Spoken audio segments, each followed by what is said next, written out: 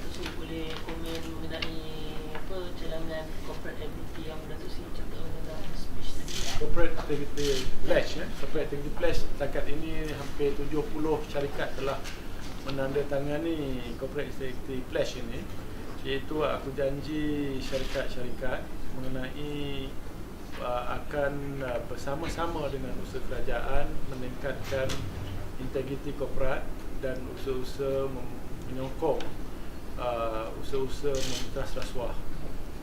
Pertama, dengan mempunyai sistem kawalan dalaman dalam mereka sendiri. Kedua, mempunyai dasar yang jelas mengenai rasuah, iaitu terutamanya dasar yang jelas dalam tidak menggalakkan atau membenarkan pegawai mereka bukan saja menerima rasuah tetapi memberi rasuah. Perkara ini amat penting kerana daripada pengalaman kita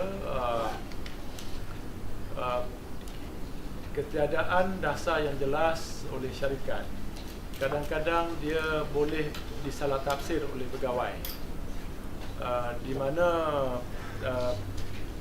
dalam keadaan berurusan dengan pihak kerajaan, misalnya ada pihak swasta yang seolah-olah membenarkan pemberian rasuah diberi.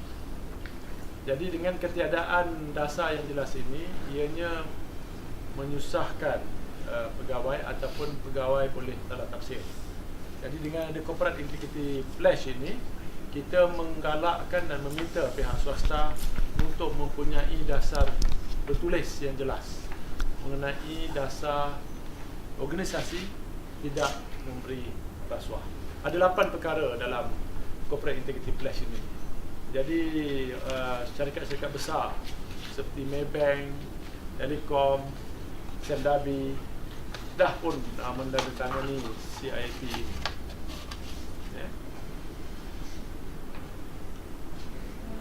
Dari 70 syarikat yang dah menandatangani, berapa ramai yang daripada sektor pembinaan? Tak dapat dia punya ni lah, dia punya detail. I can give it to you nanti. Pada sektor pembinaan macam Sendabi, salah satu dia ada tu pembinaan Sendabi. Pasarana, Pasarana juga baru ni last week kita tanda tangan dengan Pasarana. MRT. MRT.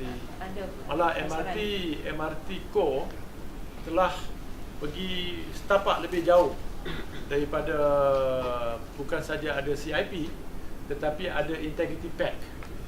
Ini perkataan baru ni CIP, Corporate Integrity Pledge. Dia lebih kepada aku janji. Integrity Pact adalah satu perjanjian antara penenda-penenda yang membida tender tersebut bahawa mereka membenarkan beberapa perkara, terutamanya wujudan third party sebagai di mana sebarang pembayaran kepada third party akan didisclose, akan dimaklumkan, dan penenda-penenda lain boleh menyemak bayaran-bayaran tersebut. Ini nak meningkatkan lagi transparansi, dan mereka berjanji bahawa sekiranya terdapat pelakuan rasuah semasa tender itu dibuat, kalau ikut kebiasaan kita bawa ke mahkamah, dan sehingga mahkamah didapati bersalah barulah syarikat itu diambil tindakan. Tetapi dalam Integrity Pact dia melantik satu arbitrator untuk membuat dan mengkaji sekiranya benar bahawa pelakuan rasuah itu berlaku, maka penarikan ke atas tender tersebut, ke atas syarikat tersebut boleh dilakukan. Faham benda ni dia benda baru. Dia merupakan satu pendekatan yang telah dibuat oleh Transparency International dan negara-negara lain dalam meningkatkan keterusan dalam procurement. Okay, Datuk Seri, berdasarkan laporan daripada tahun lepas, macam mana penglibatan dalam industri pembinaan ni? Ada dilakukan, ada tak kes-kes yang membabitkan rasuah dalam industri pembinaan dari segi tahun lepas? Dari semasa ke semasa memang SPRM terima daripada dulu lagi sampai sekarang, selagi ada tender kat dalam negara ni, memang lagi itu akan ada komplain. Tetapi banyakkan komplain yang kita terima adalah komplain daripada third party pihak yang ketiga, iaitu antara terutamanya mereka yang tak dapat lah, kan? Dan apabila komplain daripada third party ini selalunya berakhir dengan kekurangan keterangan, di mana kita hanya mendapat cerita daripada mereka yang tidak pasti sebenarnya betul atau tidak, tetapi lebih kepada lebih kepada suspek, lebih kepada merasakan bahawa itu mungkin berlaku berdasarkan kepada argumen-argumen mereka. Jadi itu yang kerap berlaku. Maksudnya laporan rasuah membabitkan pembinaan ni masih rendah lagi lah, Datuk Seri. Macam mana? Masih terkawal ke? Saya boleh katakan bahawa dari segi proses keterusan kerajaan sekarang, dengan adanya e-perolehan, dia dan juga beberapa tindakan-tindakan kerajaan, contohnya dengan cabutan undi dan sebagainya, dia memang mengurangkan komplain ke atas perolehan kerajaan. Kalau kita tengok jumlah perolehan yang besar, terutamanya bagi saya yang kita punya pengamatan, yang bila agensi-agensi yang menggunakan sistem mengundi ni, dia mengurangkan banyak keluhan daripada kontraktor-kontraktor. Ya. Dan ini merupakan satu perkara amal yang baik yang dapat mengurangkan perbuatan rasuah. Okay? Alright. Thank you. Okay, last question.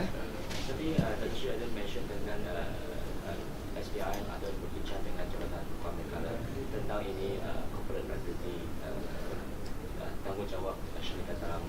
Ya. Ada berbincang dengan tentang untuk kita memasukkan perkara itu dalam usaha NKRA.